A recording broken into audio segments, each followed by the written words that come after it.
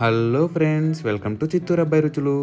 ఈరోజైతే మనం చాలా టేస్టీగా ఉండి టమాటా రైస్ చేసుకోబోతున్నాం.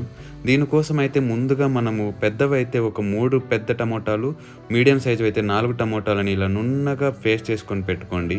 తర్వాత స్టవ్ ఆన్ చేసుకొనేసి ఒక 3 టేబుల్ స్పూన్ల వరకు ఆయిల్ వేసుకోండి. 3 టేబుల్ స్పూన్లు అంటే 10 ml వరకు ఆయిల్ వేసుకోండి.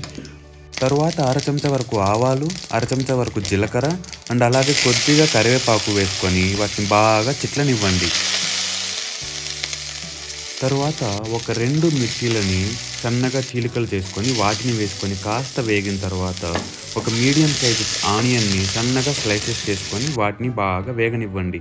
ఇలా గోల్డెన్ కలర్లో వేగిన తరువాత ఒక అర చెంచా వరకు మనము జింజర్ గార్లిక్ పేస్ట్ వేసుకొని దాన్ని బాగా రోస్ట్ అవ్వనివ్వండి.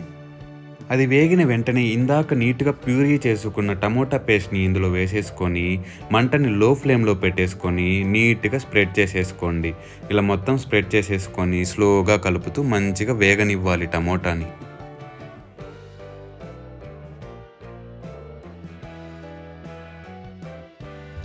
అలా ఒక నిమిషం పాటు వేయించిన తరువాత, అర చెంచా వరకు సాల్ట్ తీసుకొని, దాన్ని కలిపేసుకోండి.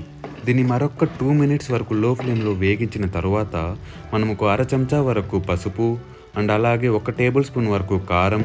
మీరు కారం ఎక్కువ తినే వాళ్ళైతే కారం కాస్త ఎక్కువ వేసుకోండి. అండ్ ఇక్కడే అర చెంచా వరకు ధనియాల పొడి, దానితో పాటు పావు చెంచా వరకు గరం మసాలా వేసుకోండి. అండ్ వీటితో పాటు మన రెసిపీకి సీక్రెట్, మీ దగ్గర కానీ చికెన్ మసాలా ఆర్ బిర్యానీ మసాలా, ఈ రెండిట్లో ఏదో ఒకటి ఉంటే ఒక అర చెంచా వరకు వేసుకోండి. ఇది కంప్లీట్లీ ఆప్షనల్, వేసుకోకపోయినా చాలా బాగుంటుంది.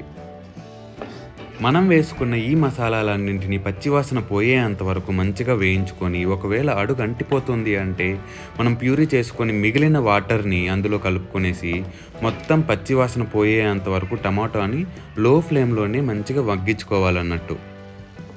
పచ్చివాసన పోయేంత వరకు వేగించుకున్న తర్వాత ఒక 200 గ్రాముల ఉడికించుకున్న అన్నాన్ని ఇందులో కలిపేసుకొని స్లోగా లో ఫ్లేమ్లోనే మంచిగా ప్రతి మెతుకుకి పడేటట్టు మనము కలుపుకోవాలి. అండ్ నా ఈ ఎఫర్ట్స్ని సపోర్ట్ చేయడానికి సబ్స్క్రైబ్ చేసుకోవచ్చు కదా. అండ్ అలా మంచిగా కలుపుకున్న తరువాత మన దగ్గర ఉన్న కొత్తిమీరని కొద్దిగా, దాంతోపాటు ఒక అర చెంచా వరకు బ్లాక్ పెప్పర్ పౌడర్ని మనం కలిపేసుకొని మంటను ఆపేసుకొని నీట్గా టాస్ చేసేసుకొని దింపేసుకోవటమే. అంతే అండి, చాలా సింపుల్. ఇది లంచ్లోకి, బ్రేక్ఫాస్ట్లోకి, డిన్నర్లోకి అన్నిటికీ చాలా బాగుంటుంది. ఖచ్చితంగా ట్రై చేయండి. And see you again. Thank you.